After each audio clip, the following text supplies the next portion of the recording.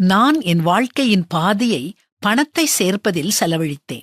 இப்பொழுது மறுபாதியை அதை பிறருக்கு வழங்குவதில் செலவழிக்கிறேன்.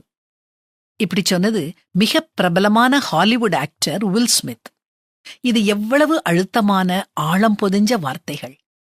கார்கள் வாங்கணும், வீடுகளை கட்டணும், புகழ அடைஞ்சிடணும்னு பலர் ஓடி அலையறாங்க. அப்புறம் எல்லாம் கிடைச்சதுக்கு அப்புறம் மனசுக்குள்ள இருக்கும் அந்த வெற்றிடத்தை எதாலுமே நிரப்ப முடியலன்னு புரிஞ்சுக்கிடுறாங்க. இது மிகவும் தாமதமான புரிதல். பணமோ வெற்றியோ, ஏன் நம்ம நேசிக்கிற நம் குடும்பத்தார் கூட நமக்கு உண்மையான சந்தோஷத்தை கொடுக்கறதில்ல. இந்த உலகத்துல சாதிக்க வேண்டிய எல்லாத்தையும் சாதிச்ச பிறகு அதுக்கு பரிசா அளவில்லா மகிழ்ச்சி கிடைக்கும்னு மக்கள் நினைக்கிறாங்க. ஆனா அது உண்மை இல்ல. அப்பப்போ சந்தோஷம் வரும். அது நிலையற்றது, தற்காலிகமானது. பிரகாசம் மங்கிரும், கைத்தட்டல் அடங்கிரும், அப்புறம் நிசப்தம்தான். இவ்வளவுதானா?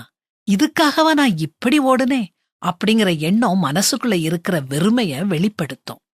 மகிழ்ச்சி வங்கி சேமிப்புல இல்ல, வெளிநாடுகள்ல விடுமுறைய கழிக்கிறதுல இல்ல. அப்படின்னா உண்மையான மகிழ்ச்சி எங்கதான் இருக்குது? அமைதியான காலை வேளையில, அமர்ந்த தருணங்கள்ல, எல்லாமே குழப்பத்திலையும் பிரச்சனையிலையும் இருக்கும் நேரத்திலையும் மனசுக்குள்ள ஒரு சமாதானம் இருக்குமே. சூழ்நிலைகள் நிச்சயமற்றதா தோணுனாலும் நாம் அண்ட சராசரங்களையும் படைச்சவரோட பிள்ளைங்க, என்ன வந்தாலும் நான் கலங்க மாட்டேன்னு உறுதியா நம்புவோமே. அப்போ ஏற்படுமே ஒரு சந்தோஷம். அதுக்கு ஈடு இணை எதுவுமே இல்லைங்க. இயேசு சொல்றத கேளுங்க. பொருளாசையை குறித்து எச்சரிக்கையா இருங்கள். ஏனெனில் ஒருவனுக்கு எவ்வளவு திரளான ஆஸ்தி இருந்தாலும் அது அவனுக்கு ஜீவன் அல்ல. மனசுக்குள்ள இருக்கிற வெறுமைய பொருட்களால நிரப்ப முயற்சிக்காதீங்க.